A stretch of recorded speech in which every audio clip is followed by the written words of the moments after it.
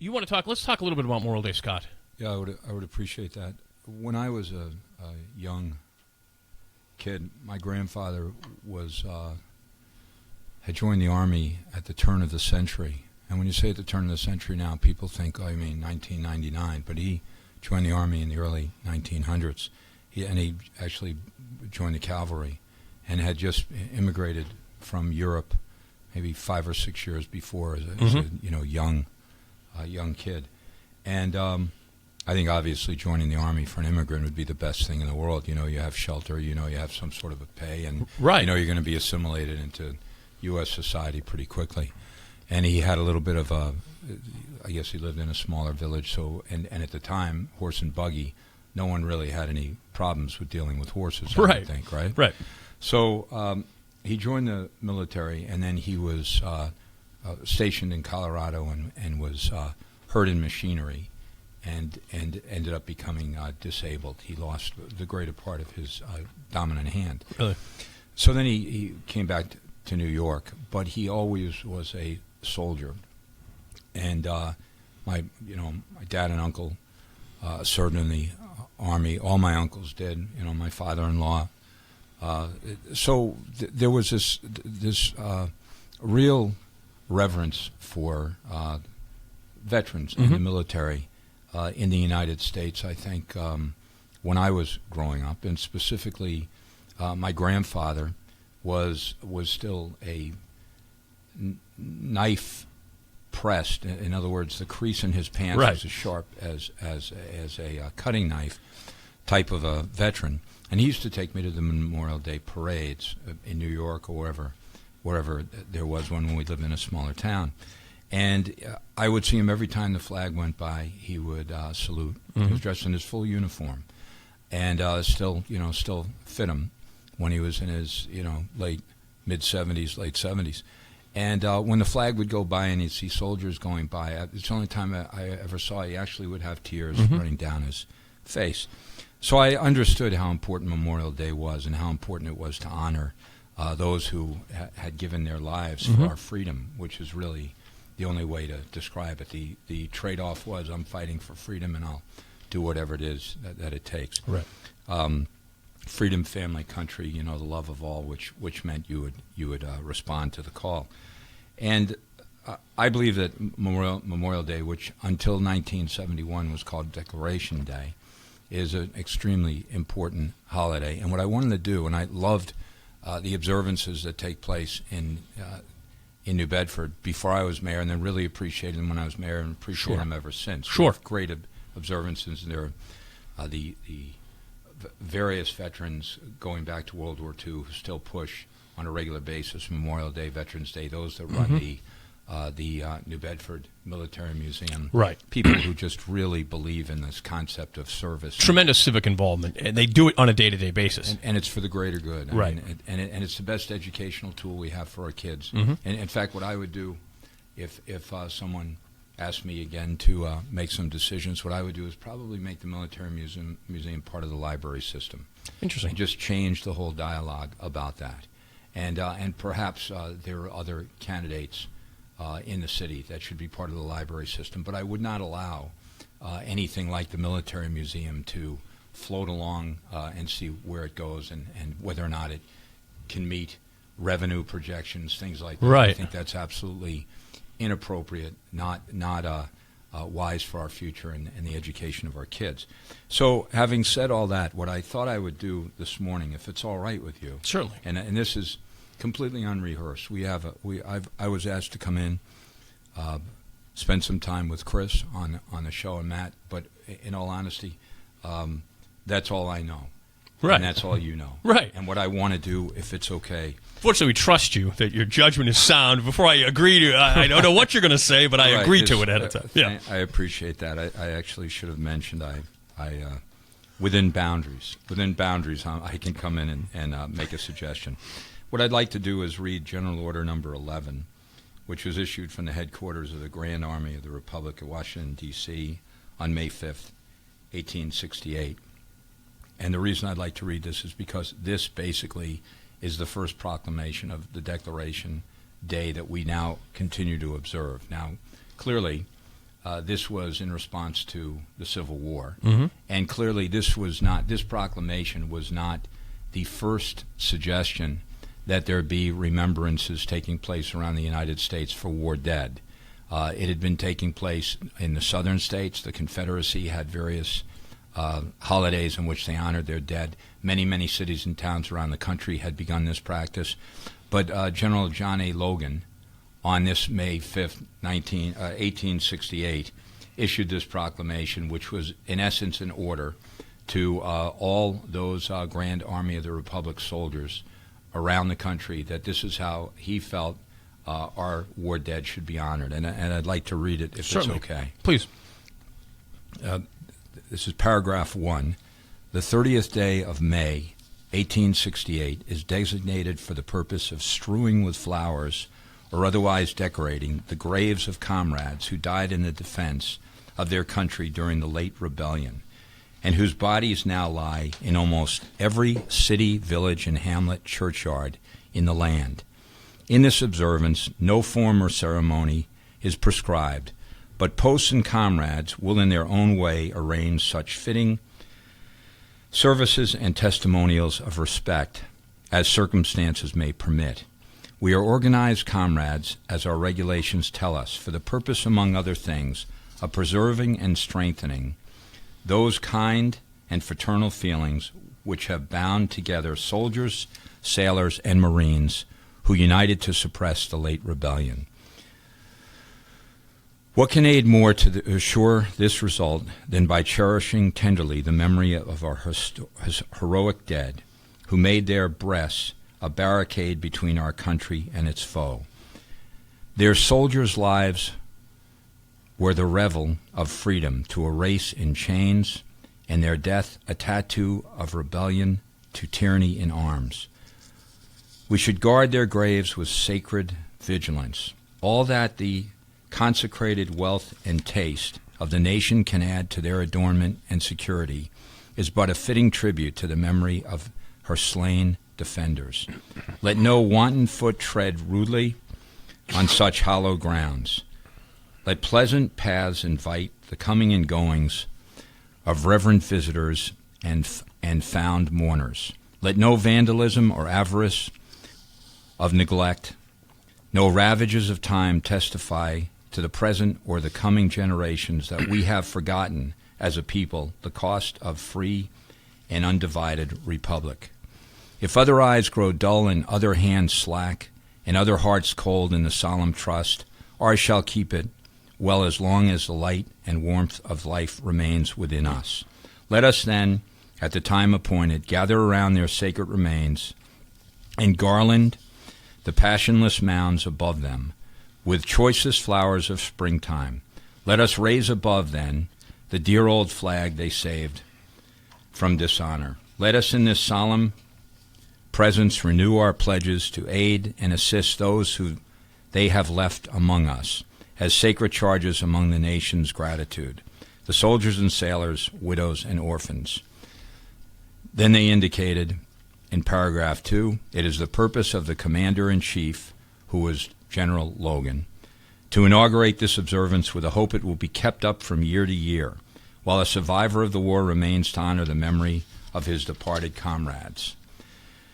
He earnestly desires the public press to call attention to this order and lend its friendly aid in bringing in the notice of comrades in all parts of the country in time for simultaneous compliance herewith. And then the third paragraph said, Department commanders will use every effort to make this order effective. By order of John A. Logan, Commander-in-Chief. He also had served as a congressman from southern Illinois. His famous quote was, the Union must prevail, on the floor of Congress. And he was noted as the premier volunteer general of the Civil War. And then after the war, General Logan was elected to the U.S. Senate, and then he ran for vice president with James G. Blaine in 1884. They lost that election. He went back into public life. The other thing I'd just like to point out, Chris, is that 1868, obviously, the Civil War ended in April of 1865, And within 3 years, we had this institutionalized Declaration Day, which then in 1971 became Memorial Day. And the whole idea was to honor our dead. Right. But to honor our dead connects our families. Right. And what we need to do, as we've gone on as a nation, is realize that the suffering of our dead has been borne by our families and their loved ones. Yes. And this widows and orphans line from Logan specifically indicates we honor them, we honor those who have gone before us, and honor those who will come. The last thing I'd like to say, and this is not, again, something that we dwell upon, but on Memorial Day or Declaration Day, now Memorial Day, it's something I think that we really do need to dwell on. Every person who's ever fought for the U.S. and given their life had a story, and it was a lost potential for our country, a grievous, grievous wound to their families and communities. And I just want to indicate that I don't know that we ever deal with these numbers, and I'd like to for a moment. The American Revolution, in battle, we lost 4,435 patriots. In the War of 1812, in battle, we lost 2,260 patriots. In the Indian Wars, which are various wars that took place in the West, we lost 1,000, or approximately 1,000 soldiers. In the Mexican War, which was 1846 to 1848, we lost 1,733 people wearing the colors. And then in service deaths, which is something they then began to correlate to these wars, we lost another 11,550 people in non-battle service deaths. In the Civil War, we lost on both sides approximately 620,000 individuals fighting for what they believed in, fighting for in the Civil War. In the Spanish-American War, in battle, we lost 385 soldiers, sailors, and Marines, and in non-related battle deaths during this war, we lost 2,061. That's training deaths. That's those are deaths that resound the same way as if someone was lost in battle. Right. In World War I, in battle, we lost 53,402 soldiers, sailors, and Marines. In non-related battle deaths, we lost more, 63,114. In World War II, in battle, we lost 291,557 persons in our service, and in non-battle-related deaths, 113,842.